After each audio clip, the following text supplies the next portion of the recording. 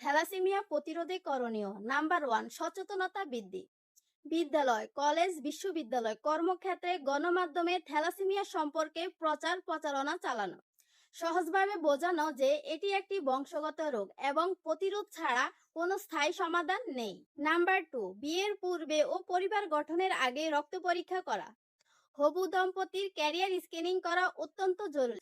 দুজনেই যদি ক্যারিয়ার হন তবে তাদের এই বিয়ে থেকে বিরত থাকা অথবা উপযুক্ত জেনেটিক পরামর্শ গ্রহণ করা উচিত। নাম্বার 3, স্কুল ও কলেজ পর্যায়ে স্ক্রিনিং প্রোগ্রাম করা। 15 থেকে 18 বছরের মধ্যে তরুণদের রক্ত পরীক্ষা করে ক্যারিয়ার শনাক্ত করা। পরিচয়পত্রে বা স্বাস্থ্য কার্ডে ক্যারিয়ার তথ্য উল্লেখ করা। নাম্বার 4, জেনেটিক কাউন্সেলিং সেবা চালু করা। পরিবারে থ্যালাসেমিয়া রোগী থাকলে নতুন প্রজন্মের জন্য ডাক্তার বা কাউন্সিলের মাধ্যমে পরামর্শ দেওয়া।